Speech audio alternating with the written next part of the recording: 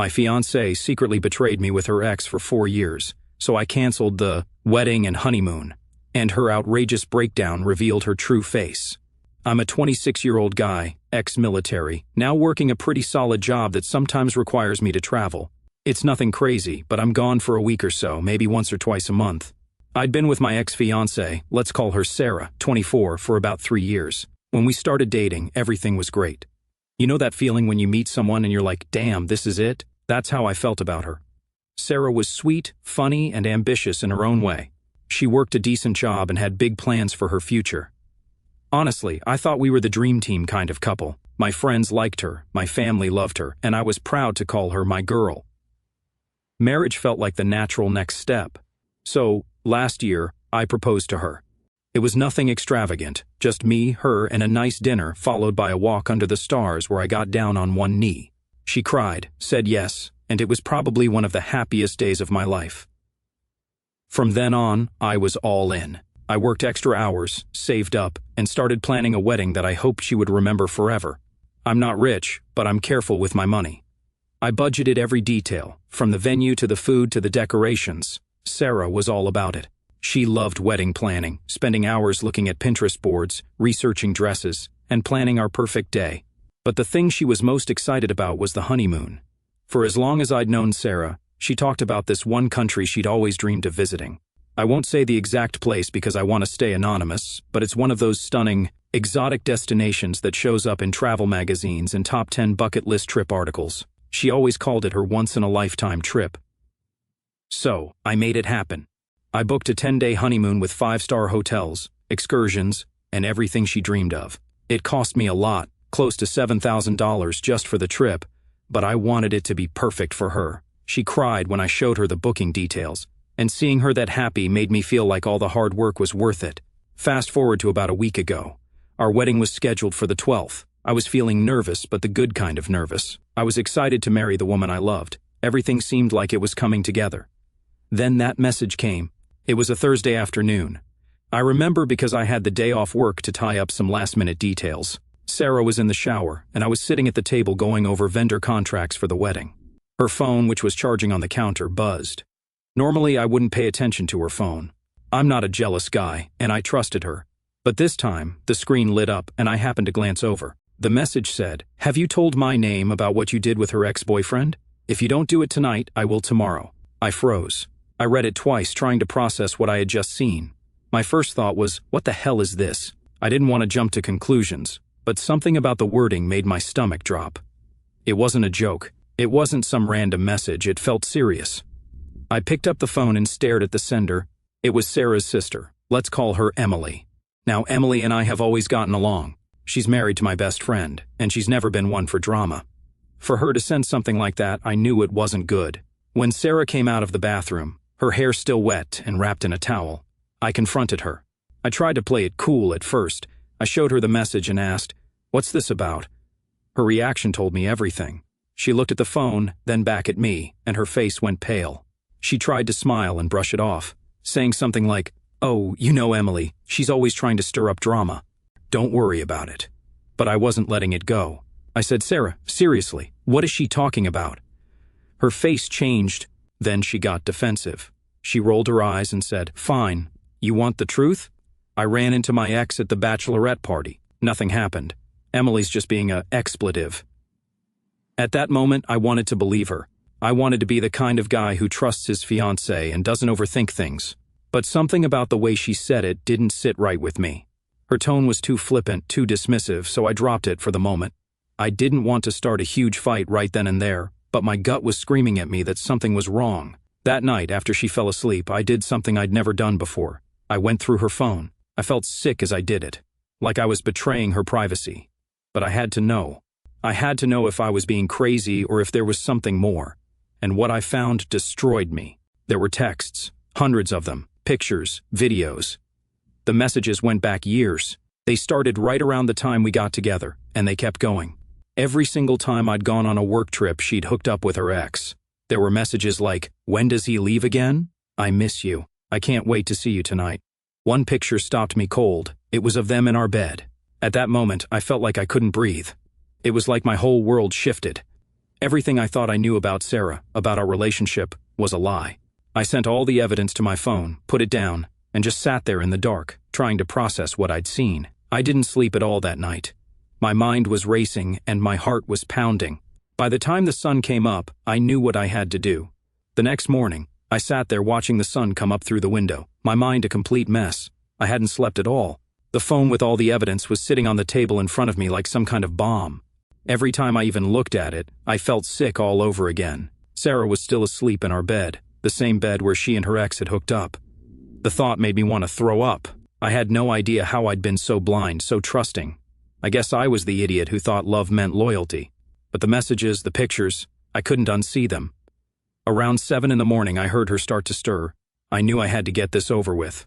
I walked into the bedroom, stood at the foot of the bed, and just said, "Wake up." She groaned a little, rolled over, and muttered, "What's wrong?"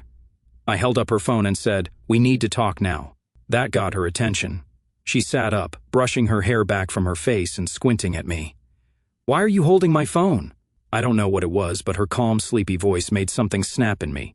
I didn't yell. I didn't scream. I just said, "I know everything, Sarah." Her whole face changed. At first, she tried to play dumb.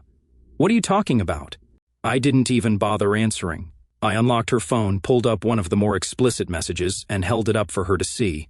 Her face went pale instantly. She didn't say anything for a long time, just stared at me with wide eyes like a deer in headlights. "Do you have anything to say?" I asked. My voice came out way calmer than I felt. She blinked a few times, then stammered, "Where? Where did you get that?" "Your phone," I said. "The one you didn't think I'd ever look at." I asked, "So, how long has this been going on?" At this point, her expression shifted from shock to something I can only describe as defensive. She crossed her arms over her chest and mumbled, "It's not what you think." Those words, "not what you think," set me off. I finally lost it. I laughed, actually laughed. "Not what I think? Really? So all those messages, all those pictures of you with him, those are what? Fake?" She started crying then. I don't know if they were real tears or just part of her attempt to manipulate me, but I wasn't falling for it. Between sobs, she said the same expletive cheaters always say, "It didn't mean anything. I still love you." "You don't get to say that," I shot back. "You've been sleeping with him for years, Sarah. Years. While I was out working, trying to build a life for us, you were here with him. How can you even look me in the eye and say you love me?" At this point, she started begging. She got off the bed and grabbed my arm. "Please don't do this. We can work through this. It was a mistake. Just a stupid mistake." I pulled my arm away from her. "A mistake? A 4-year-long mistake? You've been with him since the beginning of our relationship. Do you have any idea how disgusting this is?" I grabbed her bag from the closet and started throwing her clothes into it. She freaked out, asking me what I was doing, but I didn't answer. I was done. "You're out of my sight," I said. She wailed. "I don't care," I said, zipping up the bag and shoving it into her hands.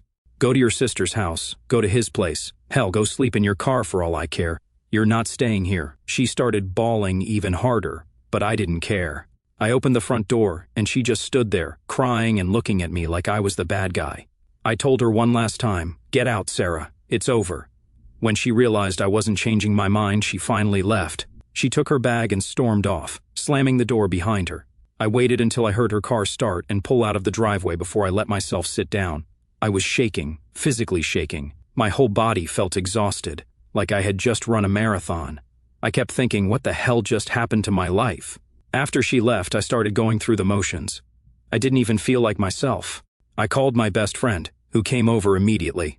I told him everything, and he just sat there with me in silence for a while. Finally, he said, "Man, I'm so sorry. I don't even know what to say." I told him about the wedding, how everything needed to be canceled. He and his wife jumped in to help me. They called vendors, contacted guests, and made sure everyone knew the wedding was off. I didn't want to deal with it myself. Just hearing the words, "The wedding is canceled," made my stomach turn. By the end of the day, I'd spent hours on the phone canceling everything: the venue, the photographer, the DJ. Most of the vendors were sympathetic, though a few gave me grief about deposits and refunds. I didn't even care about the money anymore. I just wanted it all to be over. The worst part, though, was the honeymoon. That damn trip. Sarah didn't reach out for the first 24 hours, but I knew it wouldn't last. Sure enough, the next morning, she started texting me. The messages started off soft, apologies, explanations, promises to make it right. When I ignored her, the tone changed. She started blaming me, saying things like, "If you hadn't been gone so much for work, maybe I wouldn't have needed him." Needed him? Are you kidding me? I wanted to throw my phone across the room. Her family and friends started texting me too. She must have spun some expletive story about how I was overreacting because I was suddenly getting messages saying I was a jerk for canceling the wedding over one little mistake. One little mistake. That's what they called 4 years of lies and betrayal. I didn't respond to anyone. I didn't owe any of them an explanation. As far as I was concerned, Sarah and her entire circle could believe whatever they wanted. I knew the truth, and that was enough for me. By the time the dust settled, I was completely drained. My house felt empty, my phone was still blowing up, and my wedding plans were officially dead in the water. But as I sat there that night, I realized something. At least it was over. Sarah was out of my life, and there was no going back. After kicking Sarah out, my house felt eerily quiet. For a place that used to feel like ours, it now felt like I was living in someone else's home. I spent the next day doing what I guess you'd call damage control. I still had all the wedding decorations shoved in boxes, stacks of RSVP cards that now meant nothing, and a fridge full of food I didn't even want to look at. To distract myself, I started making a list of everything that needed to be canceled or adjusted. It was a brutal process. Each time I had to say, yeah, the wedding isn't happening anymore. It was like getting punched in the gut all over again. Most people were understanding, and a few of the smaller vendors even refunded me. Bless them. But others weren't as sympathetic, especially when it came to deposits. I just let it go. At that point, what was a few thousand more dollars lost? The worst part of the whole mess, though, was the honeymoon. I'd spent months planning that trip down to the last detail. I wanted it to be perfect for Sarah. It was supposed to be 10 days of luxury in a country she'd always dreamed of visiting. I'd saved up for it for almost a year, scouring deals to make sure we got the best flights, the nicest hotel, and some once-in-a-lifetime excursions. The whole thing had cost me close to $7,000. And here's the kicker. It was completely non-refundable. That part stung. I was already out $10,000 for the wedding itself, and now I was staring down the barrel of losing another $7,000 for a trip that would never happen. I called the travel company to see if there was any way to cancel or at least get some kind of credit, but the representative told me flat out that the tickets, hotels, and everything else were non-transferable unless I found someone else to use them. I hung up the phone and sat there staring at the confirmation email for the trip. It felt like a cruel joke. This was supposed to be a celebration of a new chapter in my life, and now it was just another reminder of how completely my world had fallen apart.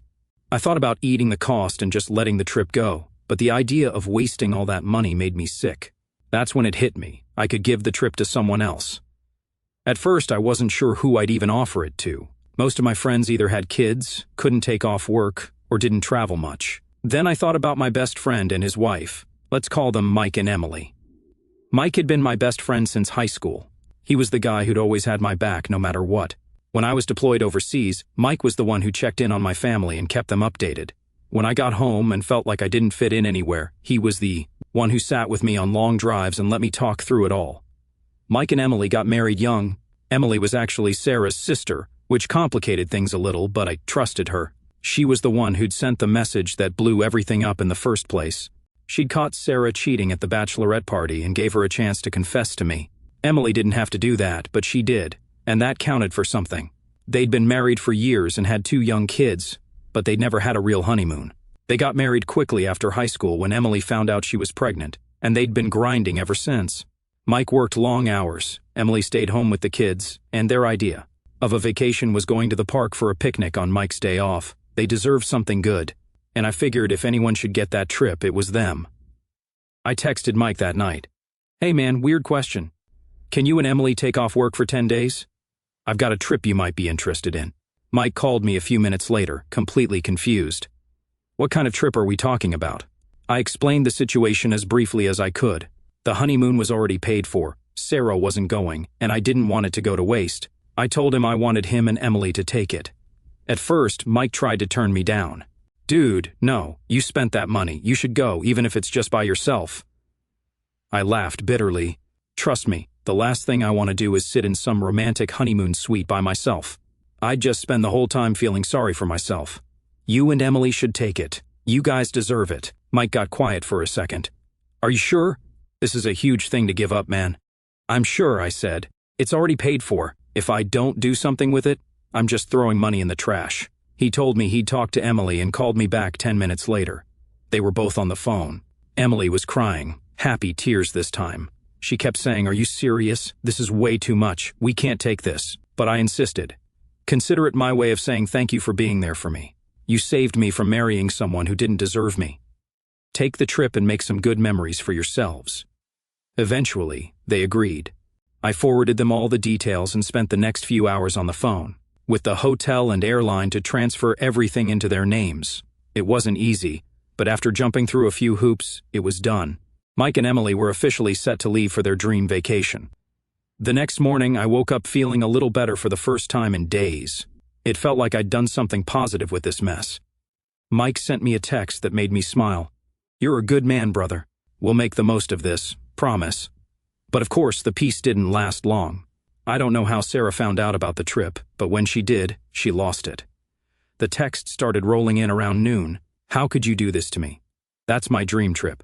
You're a selfish expletive." By the time I got to the third or fourth message, she'd gone from angry to desperate. "Please don't let them go. That trip was supposed to be ours. I can't believe you'd do this to me." I ignored every single one. I was done with her. Then the messages from her friends started coming in. They called me names, told me I was a jerk, even said I was ruining her life. I didn't respond to any of them. What was the point? Sarah had made her choices, and now she was dealing with the consequences. It didn't take long for the situation to escalate after Sarah found out about the trip. At first, it was just the texts, dozens of them. I ignored every single one, but it was like she couldn't stand not getting a reaction. She went from rage to desperation and back again in a matter of hours. The next morning, I woke up to a voicemail from her. Her voice sounded frantic, almost unhinged. "Why are you doing this to me? That's my dream vacation. You're punishing me because you're hurt, but this isn't fair. Don't let them take my trip." Her trip? That phrasing stuck with me. The entitlement in her voice almost made me laugh. Did she forget what she did? Did she think I was just going to hand her a reward after what she pulled? But it didn't stop there. Sarah must have told her friends her version of the story, probably something. That made me sound like the villain because they started chiming in too. The group chat with Sarah's friends, which I hadn't even thought to leave yet, suddenly lit up. "Wow, can't believe you do that to Sarah. You're such a jerk. You're heartless. After everything she's been through, you took that away from her. I hope you rot. No wonder she cheated on you." That one hit me harder than I care to admit. I left the group chat without saying a word and muted my phone. I wasn't about to let a bunch of people who didn't know the whole story get under my skin, but the anger was still simmering inside me. I knew Sarah had twisted things around to make herself look like the victim, and I wasn't about to let that slide. Later that day, Emily called me. So Sarah showed up at my house this morning." My stomach dropped. "What?" She was banging on the door at like 8 in the morning, screaming for me to tell her where the trip is booked, what flights were on, everything. She's losing her mind. I groaned. "What did you say?" "I didn't open the door," Emily replied. "I just told her through the window that she needed to leave. She started yelling about how I stole the trip from her. Mike called the cops when she wouldn't stop." I felt a mix of relief and embarrassment. On one hand, I was glad Emily didn't let Sarah intimidate her. On the other hand, I couldn't believe Sarah was causing this much chaos over a vacation. "Is she gone now?" I asked. "Yeah. The cop showed up, and she finally left," Emily said. "But listen, you should know something. She was yelling a lot of stuff while she was outside. Stuff like how she never loved you and how she was just using you. I think the neighbors heard everything, and, our doorbell camera got it all." I went quiet for a moment. "She said that on camera?" "Yep," Emily confirmed. "The whole meltdown is recorded. I'm guessing she didn't realize we had a camera pointed at her. She was screaming about how she only stayed with you for stability, and how she thought she'd get a free vacation out of it. Mike said the footage is insane. I couldn't believe what I was hearing. I knew Sarah had been using me, obviously, but to hear her admit it out loud while throwing a tantrum on someone else's front porch, that was something else. "Send me the footage," I said. The video came through about an hour later. I watched it in silence, and let me tell you, it was one of the most surreal things I've ever seen. There was Sarah, standing on Emily's front porch in sweats with messy hair, yelling like a crazy person. "Tell me where the flights are, Emily. That trip was supposed to be mine. I deserve it. He's a loser. He was lucky I even stayed with him. I was using him anyway. You stole my vacation. It was all there, clear as day. I watched her stomp around, wave her arms and scream about how she never loved me and how it was just supposed to be fun before the cop showed up and calmed her down. And the craziest part? Emily's doorbell camera had crystal clear audio. When I finished watching the video, I didn't know whether to laugh or be angry. Here was Sarah, the woman I'd almost married, completely unhinged on someone's front porch because she couldn't stand the idea of someone else taking her dream trip. It was pathetic. I didn't plan on sharing the video with anyone, but Emily had other ideas. People need to know who she really is, she said. She's out here telling everyone you're the bad guy while throwing tantrums like this. No surprise, she ended up posting the footage online. I didn't know about it until I started getting messages later that night. At first, I thought it was just more hate from Sarah's friends, but when I checked my phone, the messages were different. People were apologizing. Hey man, I'm sorry I believed Sarah. I didn't know she was like that. I just saw the video. Holy crap, you dodged a bullet. I feel so bad for texting you earlier. I had no idea. That meltdown, yikes. It turned out that Sarah's meltdown had gone semi-viral. A few local Facebook groups picked up the video and people were sharing it with captions like, "This is what entitlement looks like, and someone needs to check on this woman." Her own family reached out to me the next day. Her mom called and said, "I don't know what's going on with Sarah, but I'm so sorry. We had no idea she was acting like this." I didn't say much. I wasn't about to rehash everything, but I told her the truth. Sarah cheated, and I called off the wedding. That was it. Her mom sighed. "We'll talk to her. She needs help." The final straw, though, was Sarah's ex showing up at my house. It was late, around midnight, when I heard someone pounding on my door. I looked through the peephole and saw him standing there, clearly drunk, swaying a little and mumbling to himself. I opened the door just enough to talk to him. "What the hell do you want?" He pointed a finger at me and slurred. "You ruined her life, man. You think you're a big man now, huh?" I kept the door half closed. "Get off my property." But he didn't. He tried to push his way inside, mumbling about how I stole his girl's trip and how I was going to pay for it. I shoved him back hard enough to make him stumble. I wasn't about to let some drunk expletive break into my house.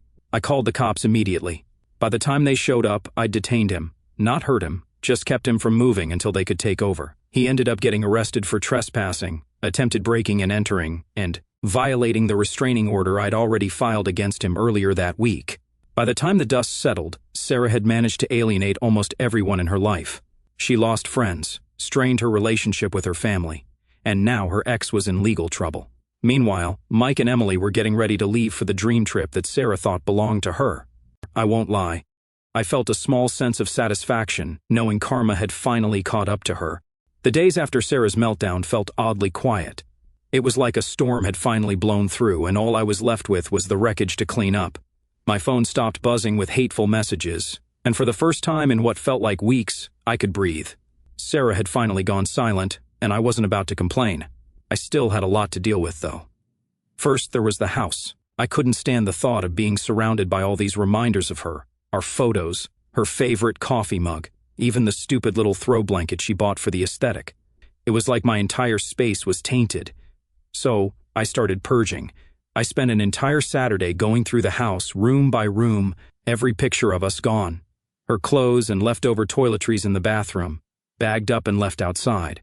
I even threw out the bedding because, honestly, I couldn't look at it without getting flashbacks to the screenshots of her and her ex. A few days later, I got an unexpected call from Sarah's mom. I debated ignoring it, but curiosity got the better of me. I answered, and she immediately started apologizing. "I don't know what's wrong with Sarah," she said. "I didn't raise her to act like this." I wasn't sure how to respond, so I just said, "It's not your fault. People make their own choices." She sighed. She's been a mess ever since everything happened. She lost her job. Apparently, her boss saw the meltdown video online, and most of her friends have distanced themselves. That surprised me. She lost her job? Yeah, her mom admitted. She's staying with a cousin right now, trying to figure things out. I didn't feel sorry for her, but I also didn't feel good about it. I guess I just felt neutral. She'd made her choices, and now she was living with the consequences. Anyway, her mom continued, "I just wanted to say I'm sorry for everything she put you through. You didn't deserve that." "Thanks," I said, and I meant it. "I appreciate you saying that." It was a short call, but it gave me a weird sense of closure. Sarah's life was falling apart, but it wasn't my problem anymore. I'd walked away, and that was all that mattered. The last piece of the puzzle was myself. I realized I'd spent so much energy dealing with Sarah's drama that I hadn't really thought about what I needed to do to heal. A week later, Mike and Emily came back from their trip. They looked happier and more relaxed than I'd ever seen them. Emily hugged me as soon as she saw me and said, "That trip was the best thing that ever happened to us. You have no idea how much we needed it." Mike handed me a little souvenir, a carved wooden figure from one of the local markets, and said, "Consider this good luck for the next chapter." "Next chapter?" I asked. "Yeah," he said, clapping me on the back. "The part where you move on and start building a life you actually want." I looked at the little figure in my hand and smiled. Maybe he was right. That night, I sat alone in my quiet, newly purged house and realized something.